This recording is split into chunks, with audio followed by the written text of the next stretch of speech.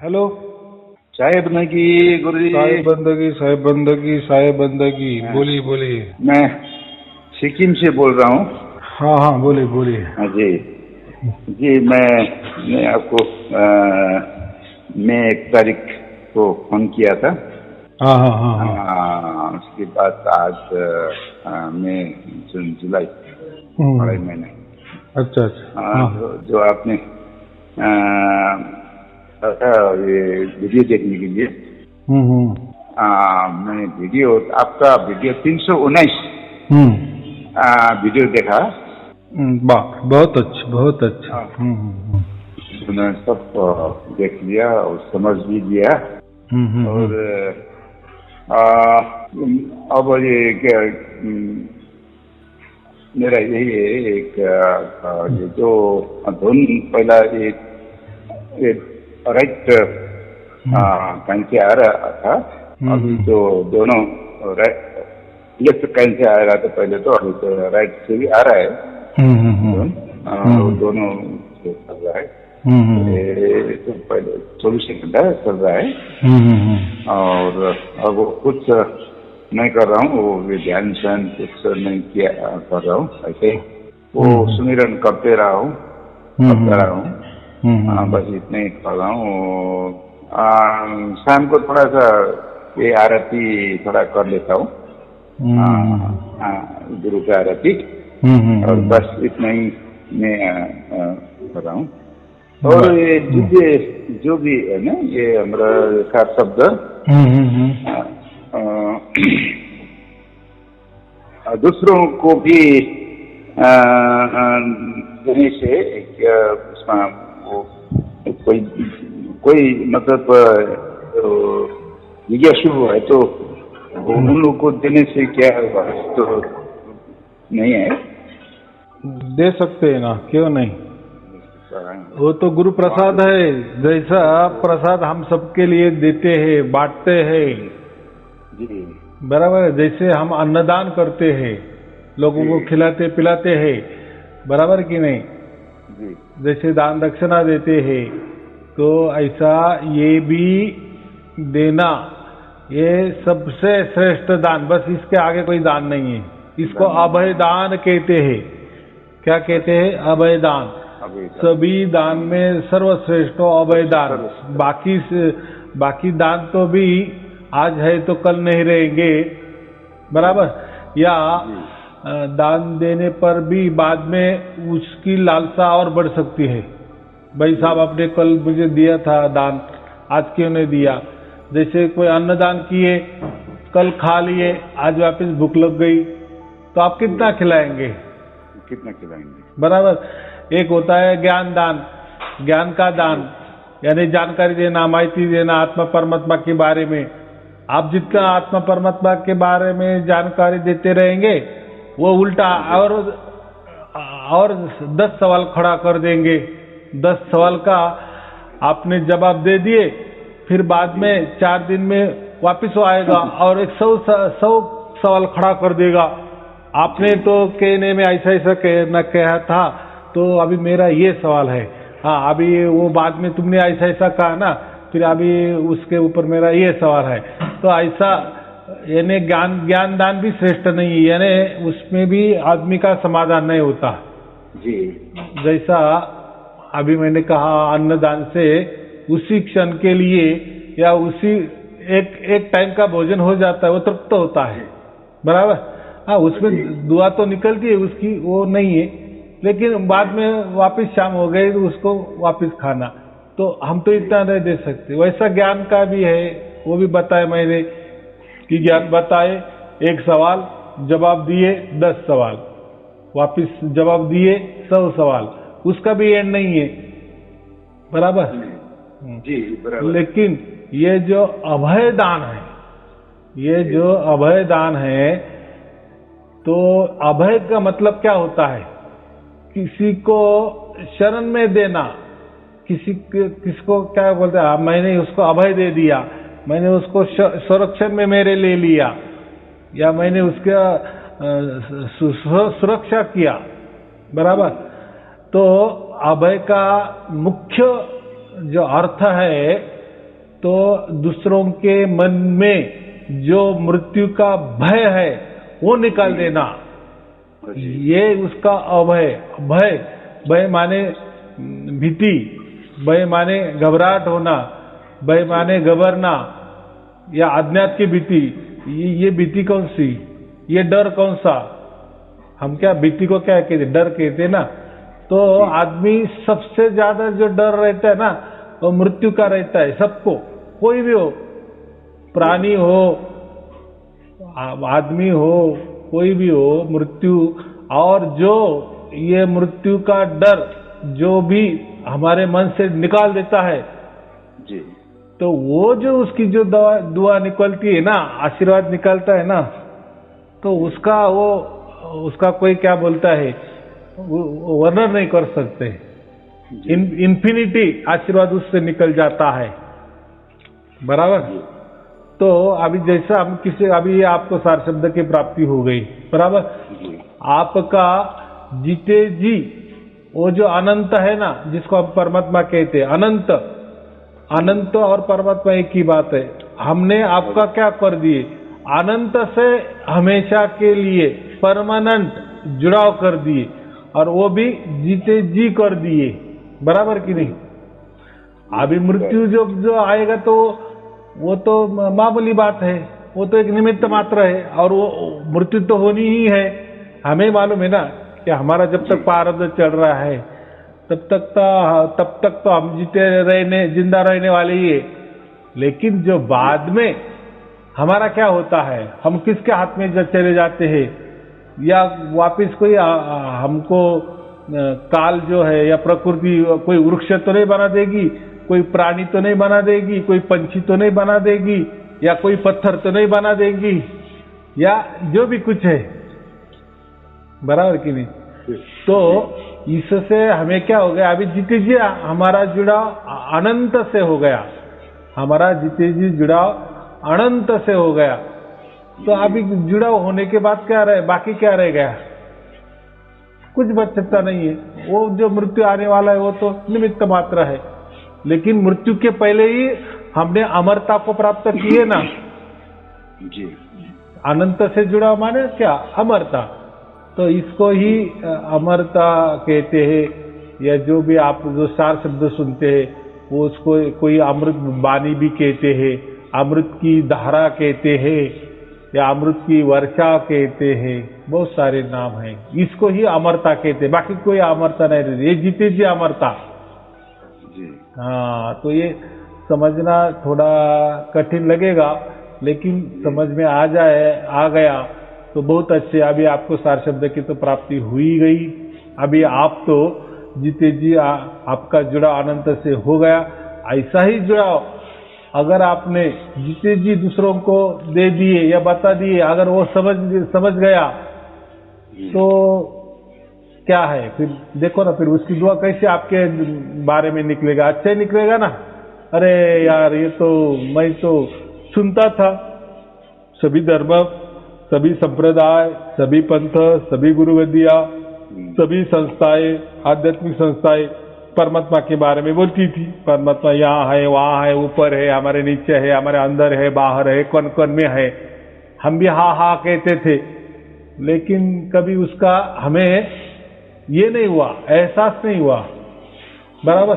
या ऐसा समझो परमात्मा की मौजूदगी कभी हमें हुई नहीं, चाहे कोई उसको परमात्मा कहे, चाहे कोई आत्मा कहे, चाहे कोई उसको चैतन्यता कहे, कुछ भी कहे, या होश हवास कहे, कोई उसको नाम ये देता है ना, होश हवास देते हैं, होश में रहना, जागृति में रहना, परम जागृति में रहना।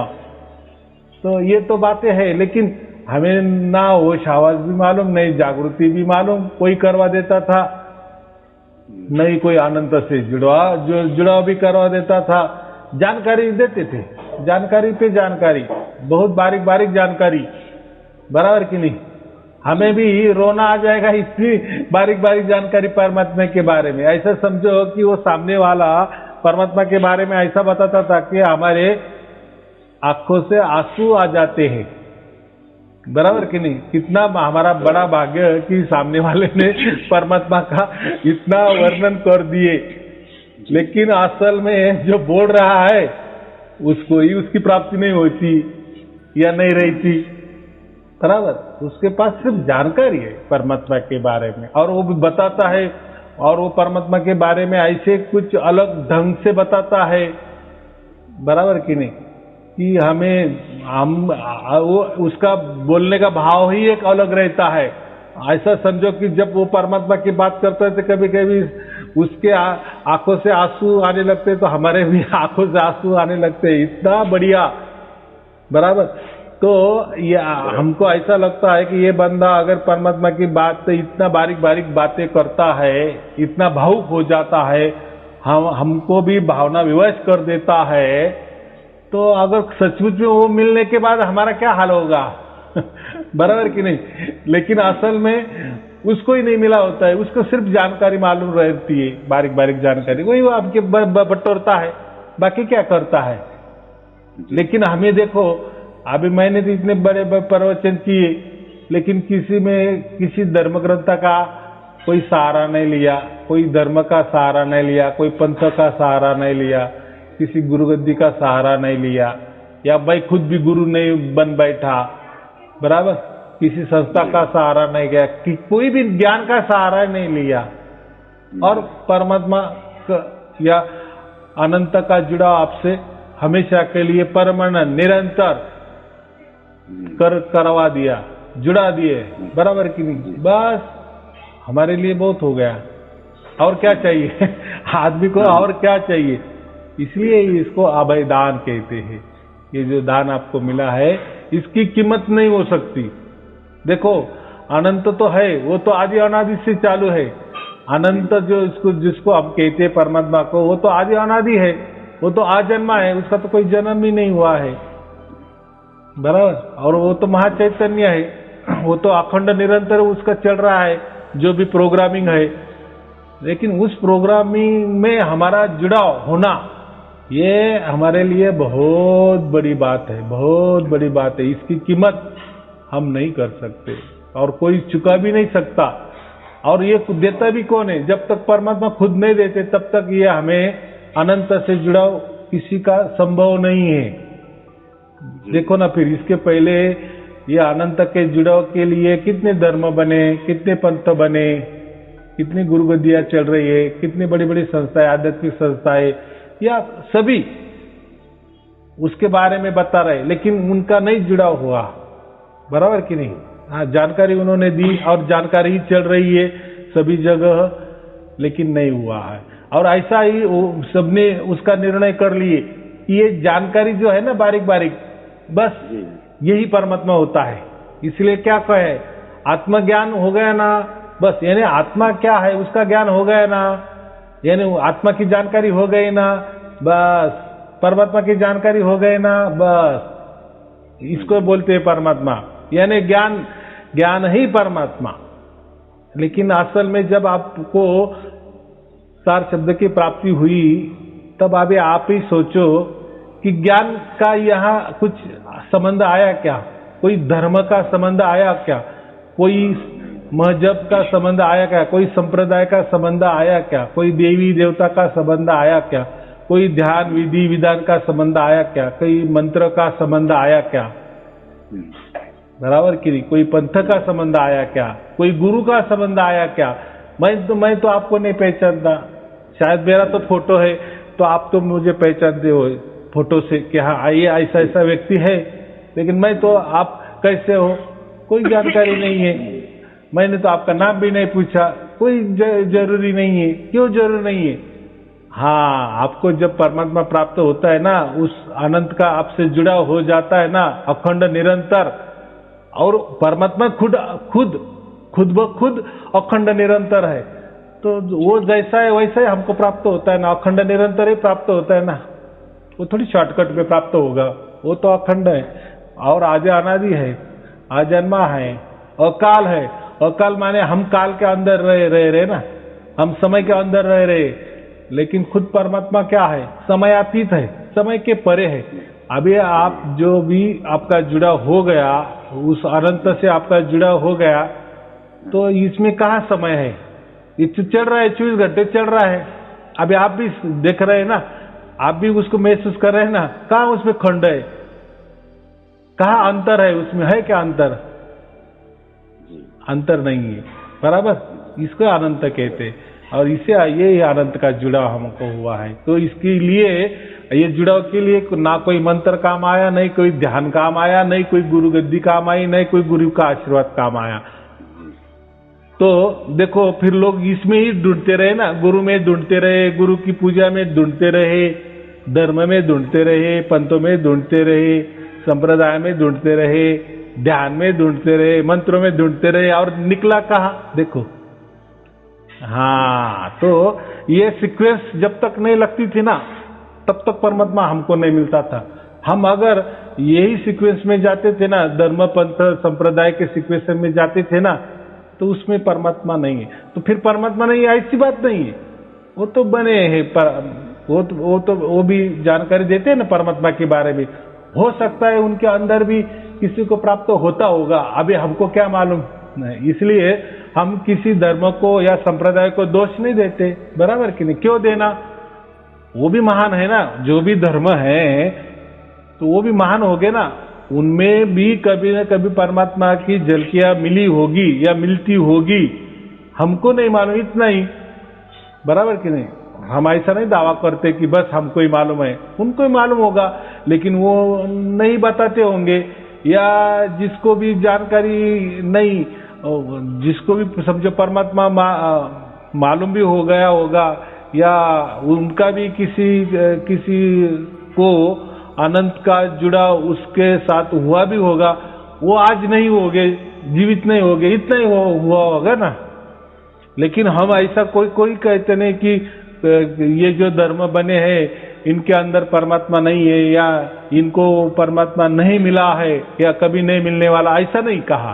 अभी वो लोग नहीं रहे होंगे, बराबर, या होंगे तो वो बोलते होंगे ना, या किसी को बताते होंगे कि हाँ हमने जुड़ाव किया है परमात्मा के साथ, देखो ये अखंड और निरंतर अनंत का जुड़ाव हमने प्राप्त किया है या हमको हुआ है। होगा तो वो भी बोलते, लेकिन नहीं हुआ ना, क्योंकि देखो जो भी जितने भी शिष्य है, जो भगत लोग है, तो उन्होंने कहा मुझे तो नहीं बताया। ये इतना ऑनलाइन में कोई लोग 50-50, 60-60 साल से है, बहुत सारे लोगों ने 5-25 गुरु किए हैं, किसी ने 50-50 गुरु किए हैं, या किसी ने बहुत बड़े अध्ययन किए हैं, लेकिन किसी को भी या उनको किसी ने भी ये काम ऐसा नहीं दिया, या सार शब्द का लखाव नहीं करके दिया, या अनंत से जुड़ाव करके नहीं दिया, या परमात्मा से प्रैक्टिकल में प्रत्यक्ष जुड़ाव नहीं करके दिया। ये बड़ी बात हो गई बस। और हमें क्या चाहिए? तो हमें इतना ही समझना है कि परमात्मा जब हमें प्राप्त हो जाता है, परमात्मा ही हमको प्राप्त करता है, तो परमात्मा प्राप्ति के लिए ये किसी की भी जरूरत नहीं, ना धर्म पंथ या कोई गुरु गद्दी या कोई गुरु का आशीर्वाद या कोई बड़ी बड़ी आध्यात्मिक संस्थाएं, इनका तिल मात्र ही संबंध नहीं है वो जो हमने प्राप्त किया है, बराबर। हाँ, तो और कैसा है, अभी उनको प्राप्त है नहीं है, हो सकता है उनको भी प्राप्त है, लेकिन वो नहीं बताते होंगे, ऐसा भी होगा ऐसा मान के चलना, बराबर। नहीं, अगर हमने एकदम बोले कि नहीं उनको कुछ पता नहीं, तो ऐसा नहीं, हमको उनको भी नाराज नहीं करना ना, होगा उनको भी मालूम होगा, नहीं बताते होंगे, उनका कोई आदेश होगा, कोई गुरु परंपरा होगी कि नहीं बताना, ऐसा कुछ, ऐसा भी हो सकता है, ऐसा मानना। देखो, सबको अच्छा कहने में हमारा कोई पैसा खर्च नहीं होता, बराबर कि नहीं? हाँ, सबका भला हो, हमारा तो ये ब्रीद वाक्य है ना। और ऐसा ही होना चाहिए, सबके लिए हमारा अच्छा ही निकलना चाहिए, सबके लिए हमारे मुंह से दुआ ही निकलना चाहिए। इसीलिए मैं क्या कहता हूँ, सबके लिए ऐसा ही कहना, हमेशा लिख कर कहना, सबका भला हो, सबका भला हो, बस। फिर वो अच्छा हो, बुरा आदमी हो, कैसे भी हो, सबके लिए हमारा एक ही भाव होना चाहिए कि सबका भला हो। बोलो बोलो। अच्छा गुरु जी, सार शब्द के बारे में मैंने अब बहुत पहले से 7-8 साल से भी ज्यादा से जुड़ रहा था। क्या अर्थ है सार शब्द का? तो हमारा कबीरपंथी में ऐसी है, उसको ठीक मतलब पर्टिकुलर मतलब उसका अर्थ बता नहीं रहे थे कि ऐसे जो भजन ज्ञान भजन तो करते हैं, साथी सब करते हैं। अब वो भजन भी गाते हैं, जैसे अब नाम साहेब कर लीजिए, नाम साहेब कर लीजिए, नाम बिना तेरा मुक्ति नहीं हुई, फिर पछे पछे तो ऐसे भजन गौरी भजन भी गाते हैं। तो कौन से नाम है तो उसको एग्जैक्ट पता नहीं था, नहीं है। कोई सतनाम जपो, कोई 5 नाम जो गुरु देते हैं, जो 5 गुरु ने वो जपो, कोई बोलता है, कोई गुरु कोई सतनाम ही बोलो ऐसे बोलता है, कोई कबीर बोलो, ऐसे करके वो चल रहा था। तो मेरे मन में इतना संतुष्ट नहीं था। ये तो नाम साहेब, ये तो पर्टिकुलर एक नाम होना चाहिए, एक नाम का वो होना चाहिए।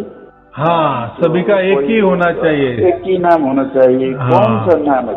फिर दूसरा गौरी में है कि नाम सुमेर मेरा भाई, नाम सुमेर मेरा भाई, सब तभी नाम सुमेर भाई, नाम बिना तेरा कार्य न बनी, कोटि करो उपाय, ऐसे भी एक गौरी है। तो कौन सा नाम? तो ये पता नहीं था तो कौन सा नाम? सतनाम वो बोलता है कोई कोई। अब 5 नाम जो हमारे 5 गुरु देते हैं, गुरु मंत्र, और कंफ्यूजन था मतलब कौन सा नाम से हम बहुत सारा प्राप्त करते हैं। तो ये सब भ्रमित था हम तो, अभी भी बहुत सा वो भ्रमित है। तो नाम तो एक ही होना चाहिए ना, बराबर। सतनाम कोई कबीर, कोई 5 नाम, इससे तो भ्रमित हो जाएगा। तो एग्जैक्ट एक नाम होना चाहिए। तो मेरा संतुष्ट नहीं था। लेकिन मैंने अब बहुत थोड़ा सा ग्रंथ शास्त्र भी देख लिया, ये ख्याति शब्द, गौरी दुहा, ये रमणी मिलेगा, वो वही बदल, लेकिन पर्टिकुलर नाम नहीं बताता है। इसी को ही बोलता है सार शब्द, नहीं बोलता। सार शब्द तो कहते हैं, सार शब्द तो ये भजन, ये कीर्तन, ये इसी को बोलते हैं, ऐसे कहते हो। तो मुझे थोड़ा अचिंता इसमें सेटिस्फाइड नहीं था मैं, तो ढूंढता रहा शास्त्र में तो नहीं मिला। लेकिन यूट्यूब में नेट से मैं जुड़ रहा था बहुत दिनों से। और ये अभी कबीरपंथी में जो अभी थोड़ा चैनल, न्यूज चैनल ये गुरु का भी चल रहा है, ये सार शब्द सारवाणी का यूट्यूब चैनल मेरे में आता है। और ये नाम एक है, उसका भी चल रहा है बहुत अच्छा। लेकिन सार शब्द को बात करते हैं, सार नाम को बात करते हैं, लेकिन ठोस एक नाम को बात बताते नहीं। बहुत सा साखी शब्द में ऊर्जा देता है। कौन सा वो नाम तो एक होना चाहिए ना।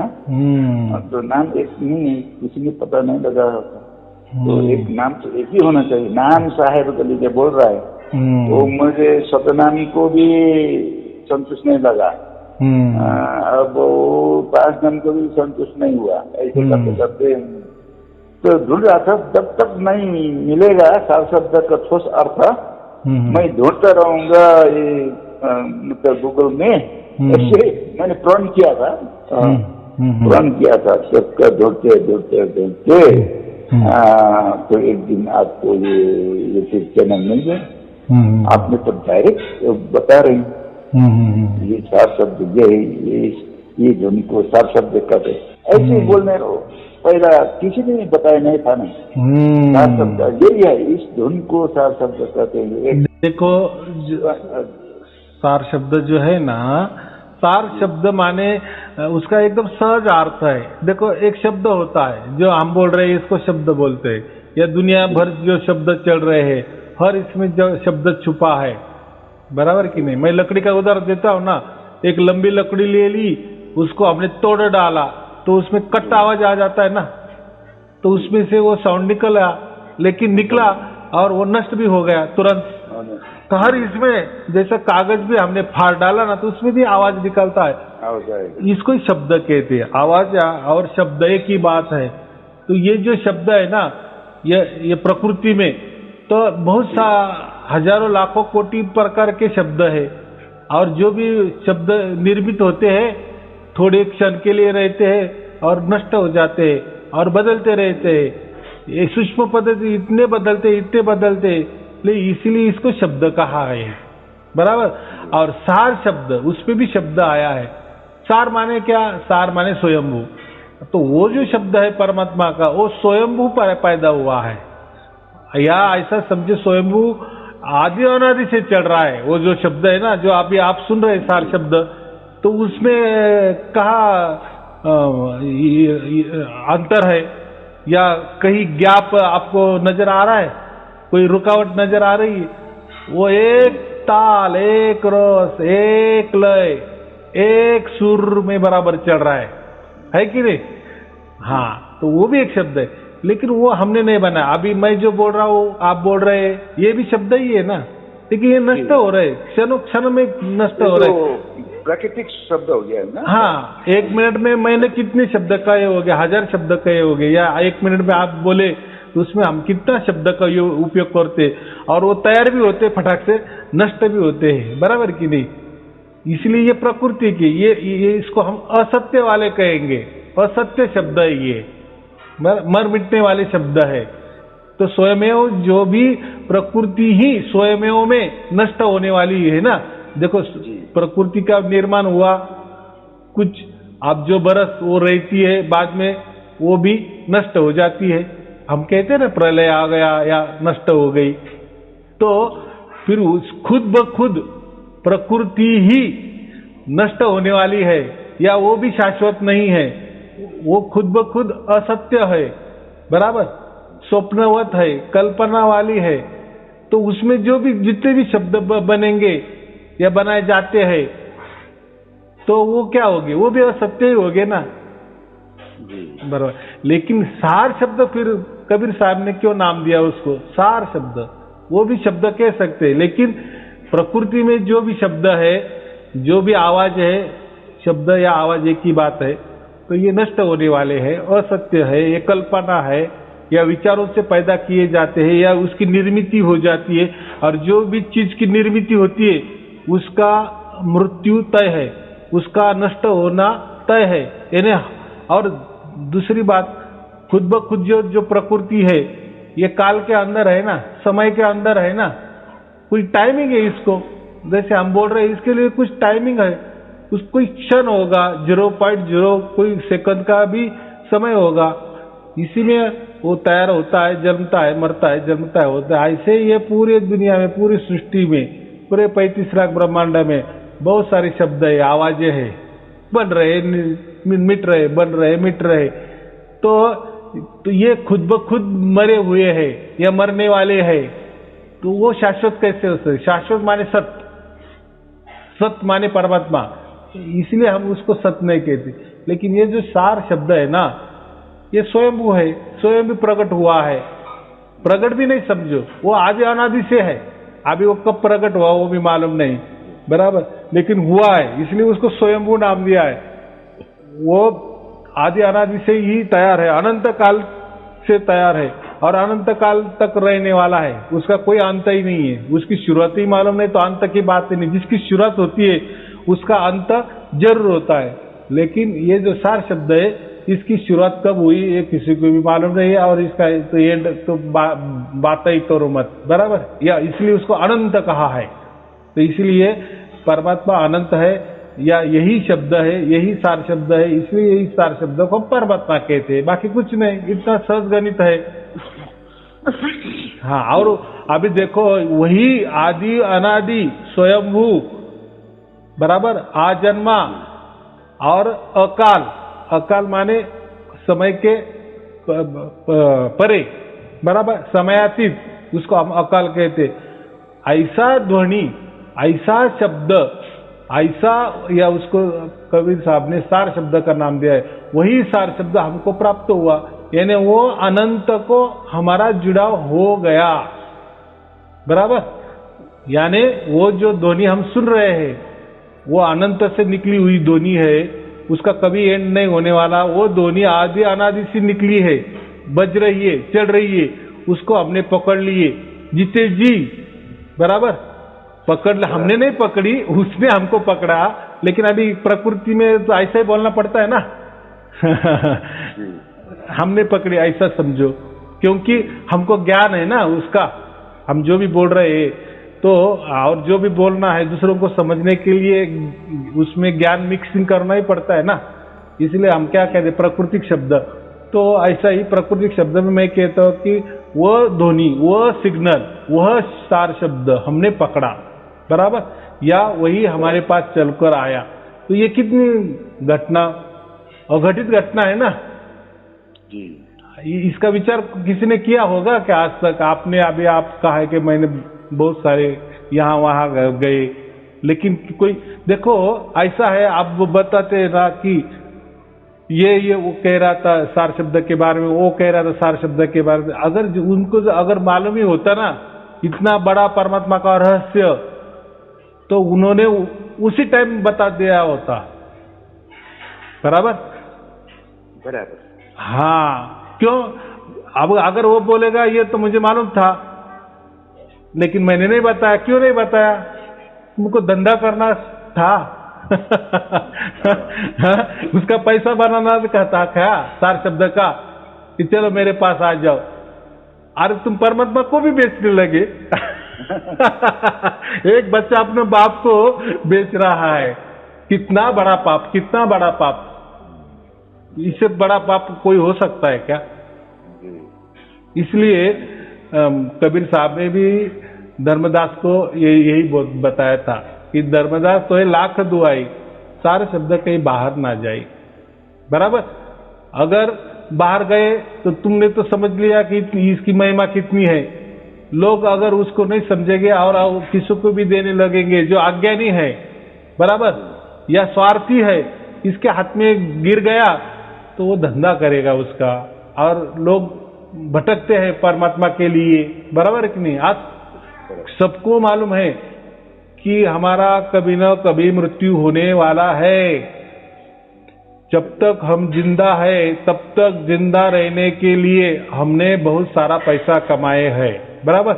लेकिन मरना तो तय है, तो वो पैसा कुछ काम का आने वाला नहीं है। जो भी हमारी ईस्टर प्रॉपर्टी होगी, अब जो रुपए की होगी, यहीं छोड़ के जाना पड़ेगा। फिर अगर ये जीवन में तो हमने बहुत सुख भोग लिए, बहुत पैसा कमा लिए, बहुत अब्जाधीश हुए, कोट्याधीश हुए, लेकिन मरना तो है। और मरण तो ऐसा है, वो सबको भी आता है। एक चींटी को भी आता है मरण, बराबर। एक पंछी को भी आता है, पशु को भी आता है, प्राणी को भी आता है, और हमको भी आता है। मृत्यु तो सबको समान कर देता है। मृत्यु ऐसा नहीं सोचता ना कि अब्जाधीश है, इसके साथ थोड़ा सा अच्छा व्यवहार करे। मृत्यु को कुछ लेना देना है क्या? बराबर कि नहीं? तो मृत्यु तो होनी है, ये तो सत्य बात है, बराबर। फिर क्या? फिर कहाँ जाएंगे, कहाँ भटकेंगे? फिर पैसा आएगा काम कि मैं अब्जाधीश हूं, चलो ऊपर पैसा देंगे, थोड़ा सा काम कर लेंगे, बराबर बता देंगे, होगा क्या? ऐसा नहीं होगा ना। हाँ, तो फिर मरना तो है, फिर मरने के बाद क्या? तो फिर ये काम आने वाला है। अरे हमको जब ये मानव तन मिला है, मानव शरीर मिला है, ये इसलिए मिला है कि तू कौन है भाई, तेरा क्या होने वाला है। ठीक है, अभी तेरा जन्म हो गया, तू तो सब कुछ देख रहा है आंखों से, लेकिन एक दिन तेरी आंख बंद होने वाली है, ये सब कुछ जाने वाला है। फिर तू कहाँ जाने वाला है? तुझे क्या मालूम है आगे क्या है क्या नहीं? तू किसके हाथ लगेगा? तेरा कोई भी कुछ भी कर लेगा, समझो सूक्ष्म शरीर भी होगा। लेकिन कबीर साहब ने यही बताया कि जिसका भाग्य होता है या जो भाग्यशाली होता है, तो समझो उसके कितने भी ये मानव जन्म है उसने बहुत सारे लिए होंगे, लेकिन एक मानव जन्म फिर ऐसा आ जाता है कि उसमें ये परमात्मा का रहस्य उसको मिल ही जाता है। लेकिन भाग्यवान को, दूसरों को नहीं। अगर आप बोलेंगे यार इतना बड़ा रहस्य ये सबको ये यूट्यूब में आपने बताया, ये तो सबको मालूम होगा, तो ऐसा नहीं होता।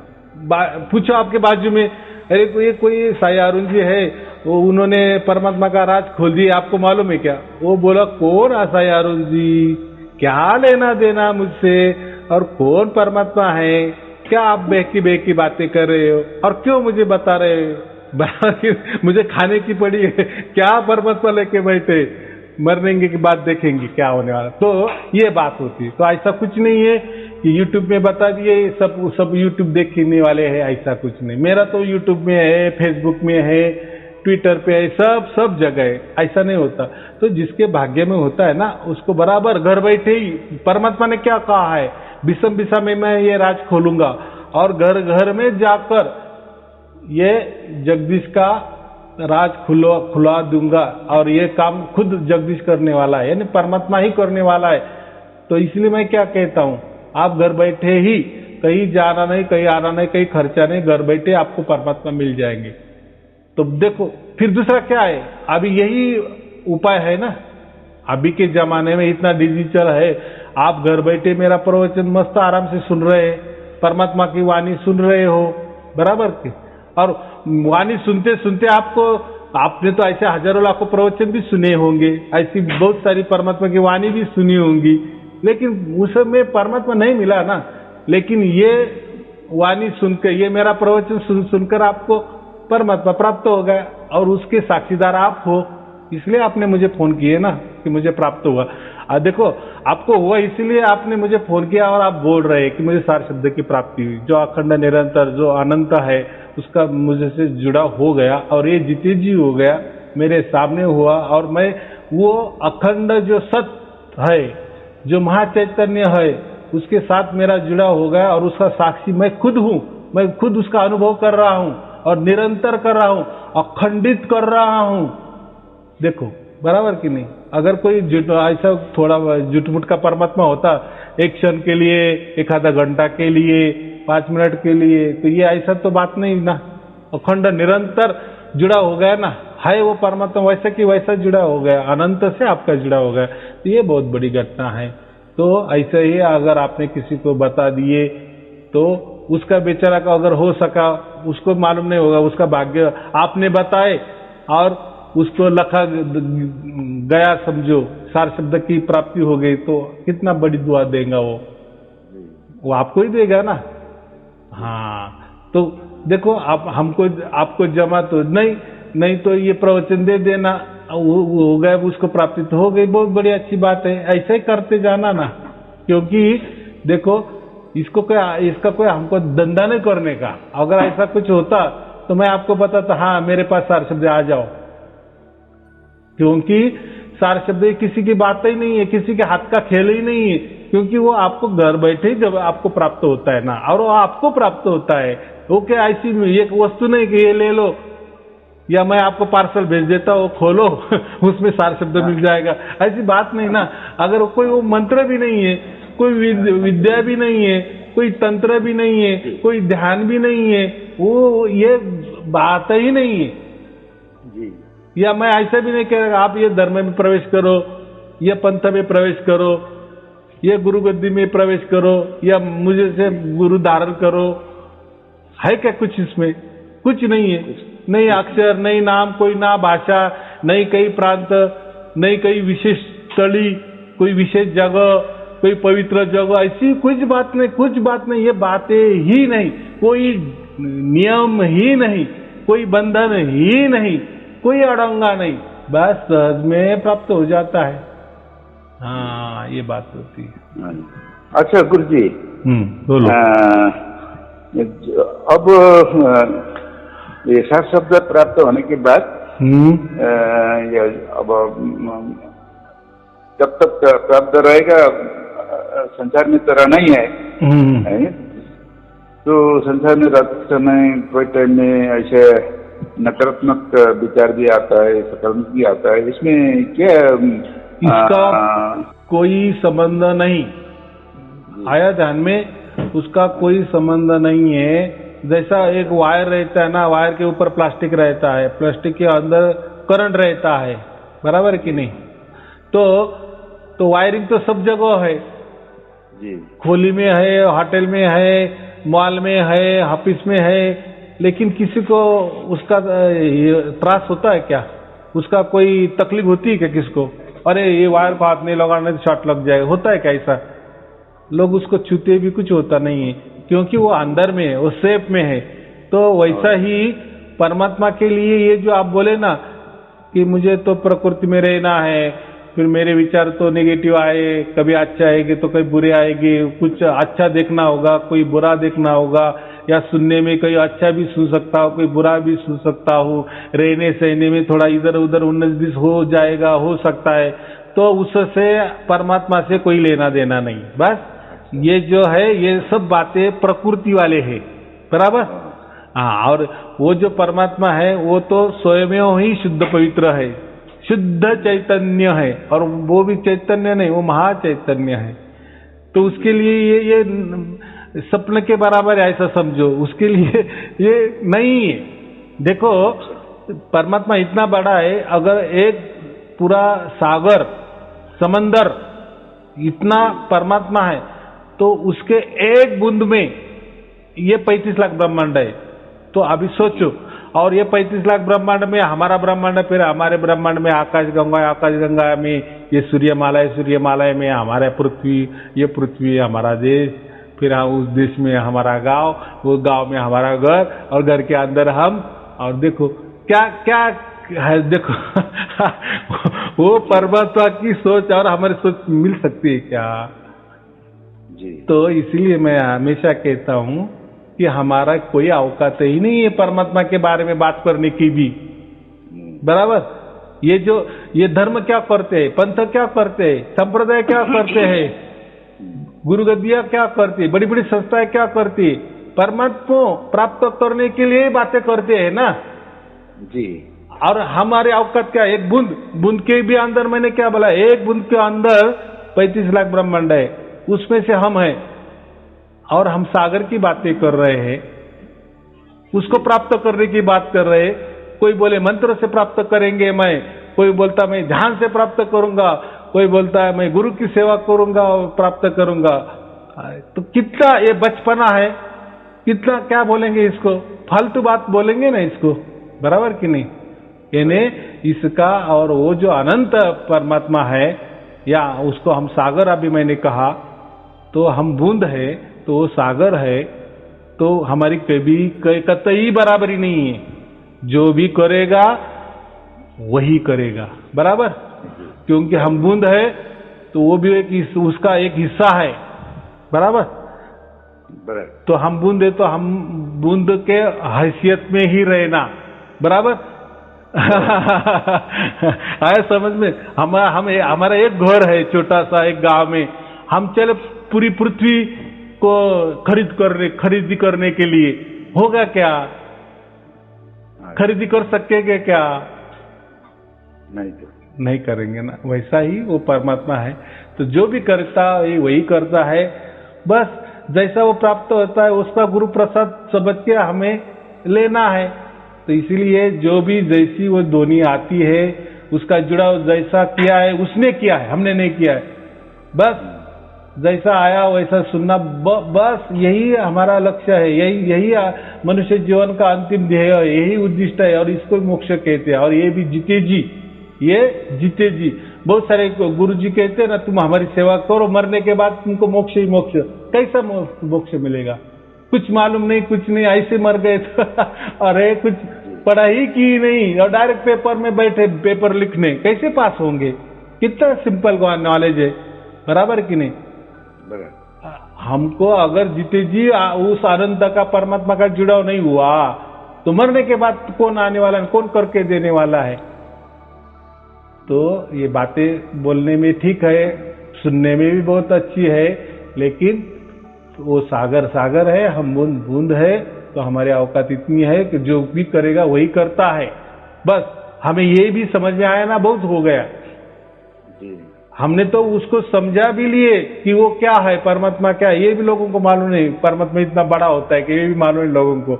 लेकिन चलो मैंने तो बता दी कि इतना बड़ा परमात्मा है तो हम बूंद है, लेकिन हमने तो जीते जी वो उसको प्राप्त भी किए ना, उसने हमको प्राप्त किए, ये या उसकी जानकारी हमें हो गई, और जानकारी भी ऐसी हो गई कि प्रत्यक्ष जानकारी हो गई।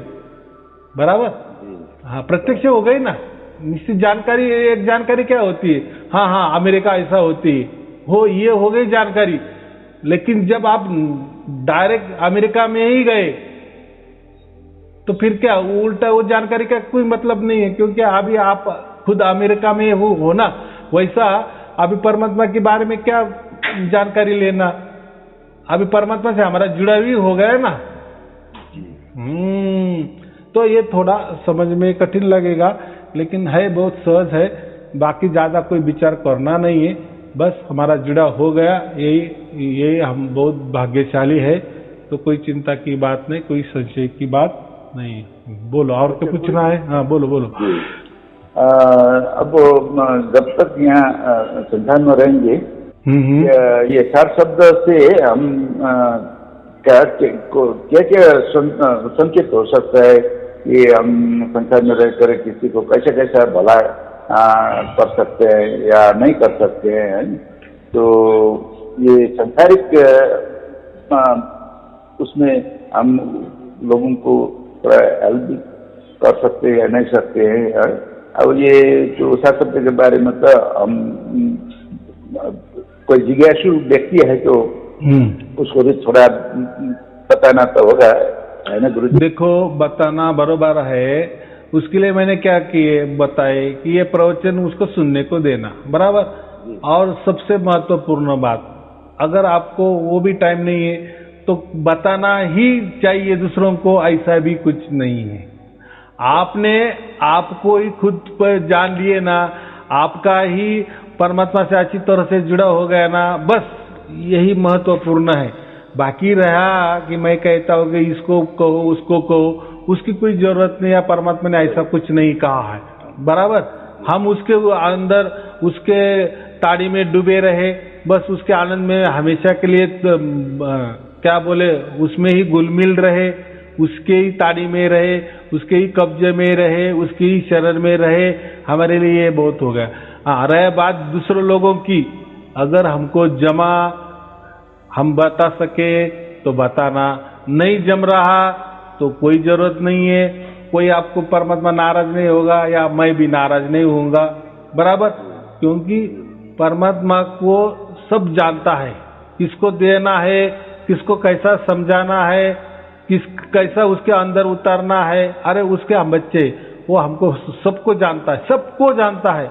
ऐसा कोई वो भी कतई क्या बोलते ये नहीं करना, अहंकार नहीं करना कि समझो गुरुजी तो इतना लोगों को बता रहे, लाखों लाखों लोगों को इसका प्राप्ति होगा, चलो मैं भी कुछ तो भी इसमें हाथ बटाऊं, तो ठीक है ना। अगर आपकी इच्छा है वो बहुत सही है, अच्छी है, लेकिन परमात्मा है ना आपके साथ, वो बराबर आपको बुद्धि देगा ना, क्या करना है, कैसा करना है, कैसा लोगों को कहना है। लेकिन ये भी नहीं करना कि मुझसे से हाथ से सेवा होनी चाहिए, अगर नहीं हुई तो मैं परमात्मा के नजर में उतर जाऊंगा, ऐसा कुछ नहीं। आपको जैसा लगे उतना करना, नहीं जमा तो कोई चिंता की बात नहीं, कोई परमात्मा नाराज नहीं होगा, मैं भी कोई नाराज नहीं होऊंगा। परमात्मा सबको बराबर किसी भी तरीके से उसको लाखों कोटि तरीके उसको मालूम है, क्योंकि वही तरीके बनाता है लेकिन हमारे तौर तरीके से हम उसको नहीं प्राप्त करते, तो उसके तौर तरीके तो क्या, उसने तो हमको बनाया है, तो उसको तो सब मालूम है हमारे बारे में, बराबर के भी। तो वो नहीं चिंता करना, बस अपने आनंद में डूबो रहना, परम आनंद में डूबते रहना, बस यही बात है। गुरु जी, ये पवित्र शुद्ध पवित्र के बारे में आप गुरु बहन बोलते रहते हैं, ये पवित्र शुद्ध पवित्र में क्या क्या? देखो जब हमको ये सार शब्द की प्राप्ति हो जाती है ना, तो उसी क्षण हम शुद्ध और पवित्र बन जाते हैं। क्योंकि देखो परमात्मा ने हमको चॉइस किए ना, परमात्मा ने हमको चुना ना, क्या हमारा चुनाव किया ना, किसने किया? परमात्मा ने किया। तो परमात्मा, अगर इतना बड़ा परमात्मा ने हमारा चुनाव किया तो कुछ तो भी देखकर किए ना, उसको मैं क्या कहता हूँ, भाग्य था, इसलिए वो हमको प्राप्त हुआ ना, हमारा भाग्य से वो प्राप्त हुआ है। अगर उसने हमको चुन लिया यानी हमारा जुड़ाव उससे हो गया तो बात तो क्या रही, उसी क्षण हम शुद्ध पवित्र बन गए, उसी क्षण हमको 100% मोक्ष मिल गया। उसी को हम क्या कहते हैं, जीवित में जिंदा रहते ही हमको परमात्मा की प्राप्ति हो गई, जिंदा रहते ही हमें मोक्ष मिल गया, बराबर, जीते जी हमको मोक्ष मिल गया, इसी को कहते हैं। और जीते जी हम शुद्ध पवित्र बने, इसलिए तो परमात्मा ने हमको टच किए ना।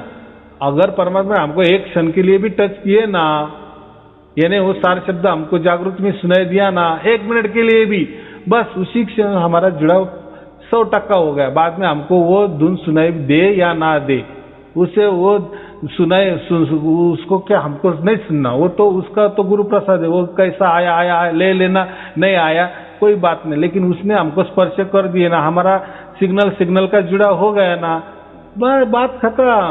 हाँ, वो नहीं डरने का, हाँ, कुछ करने का नहीं। हाँ। लेकिन संसार में जब तक रहेंगे तो अपना मन विचार भी शुद्ध और पवित्र यदि रखे तो अच्छा ही रहेगा ना।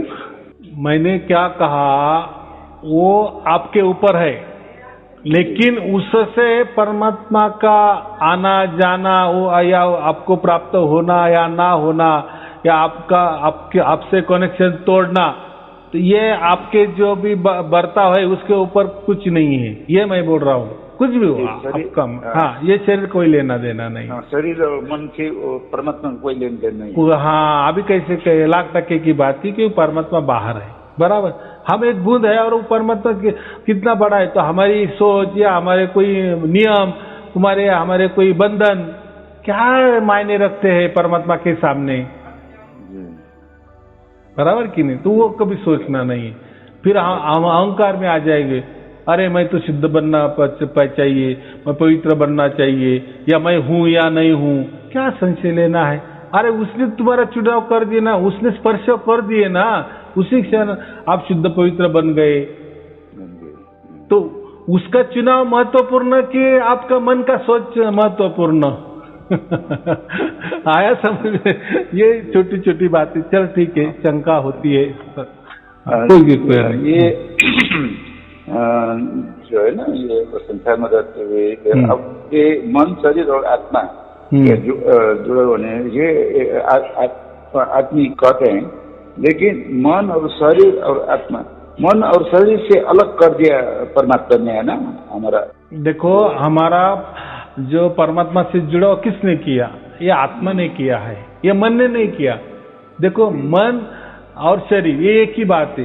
मन जैसा अपना शरीर जैसा ठोस है, वो दिखता है शरीर, और जो मन है ना, वो निर्गुण निराकार है वो शरीर है, लेकिन वो शरीर का ही एक छाया समझो, निर्गुण निराकार छाया। बात एक ही है, मन क्या और शरीर क्या। तो शरीर मर मिटने वाला है, उसकी मिट्टी होने वाले ही, तो जैसे शरीर मरता है तो मन भी मर जाता है, क्या है। लेकिन आत्मा का वैसा नहीं ना। आत्मा तो क्या होती है, समझो आपको सार शब्द की प्राप्ति नहीं हुई तो क्या होता है, शरीर तो यहीं जल के खाक हो जाता है, या उसको दफनाया जाता है, उसकी तो मिट्टी में हो जाती है, तो मन भी उसी में दफना दिया जाता है। लेकिन साथ में जो आत्मा है हमारी, अगर हमको सार शब्द की प्राप्ति नहीं हो तो उसको अगला जन्म हो जाता है, अगला शरीर धारण कर लेता है, उसमें वो परिवर्तित हो जाता है, उसका नाश नहीं होता। आत्मा का कभी नाश नष्ट नहीं होती। शरीर नष्ट होता है क्योंकि वो मिट्टी में से बनी है, और मिट्टी पंचमहाभूतों से बना है, और पंचमहाभूतों में विलीन होता है, लेकिन आत्मा का नहीं होता है। तो आत्मा को अगर जीते जी परमात्मा से उसका मिलाप नहीं हो गया, या आत्मा का उस अनंत से जुड़ाव नहीं हुआ, तो फिर उसको अगला जन्म लेना पड़ता है। फिर उसके साथ जो मन है ना, निर्गुण निराकार, उसका एक छोटा सा मेमोरी, या उसको स्मृति कहते हैं हम, वो उसकी साथ में रहती है। थोड़ी स्मृति, थोड़ी बुद्धि, क्या कहते हैं हम, थोड़ा सा पिछला वाला रिकॉर्डिंग, छोटा सा रिकॉर्डिंग उसके साथ जाता है। किसके साथ? आत्मा के साथ। तो फिर जैसा उसने जन्म लिया, तो नया शरीर धारण किए, तो शरीर में यही जो पिछला वाला जो रिकॉर्डिंग है ना, उसमें थोड़ा आ जाता है, लेकिन उसको निचोड़ कहते हैं, पूरा जीवन का निचोड़। हाँ, वो जो सूक्ष्म स्मृति रहती है वो फिर वहां खुल जाती है अगले जन्म, फिर प्राणी का वो किसका भी हो ऐसा। लेकिन अभी हमको जीते जी सार शब्द की प्राप्ति हुई ना, तो हमारी ये झंझट खत्म। हमारा वो अभी उसका कुछ लेना देना नहीं, काल से लेना देना, क्योंकि हम समय में रहते ही समयातीत हो गए ना, प्रकृति में रहते ही हम प्रकृति के परे गए ना, काल में रहते भी काल के परे गए ना। हाँ, और ये हमने जीते जी किया ना। हाँ, ये बात है। तो ये सार शब्द का बहुत वो अवर्णनीय है, उसका कितना भी वर्णन किए तो वो कम ही है, इसलिए सार शब्दों को हम परमात्मा कहते हैं। तो परमात्मा अवर्णनीय है, और परमात्मा मैंने कहा ना, वो तो सागर है, और हमारी बुद्धि क्या है, हम क्या है, एक बूंद है, सागर का एक बूंद है, तो हमारी बराबरी नहीं हो सकती। बराबर।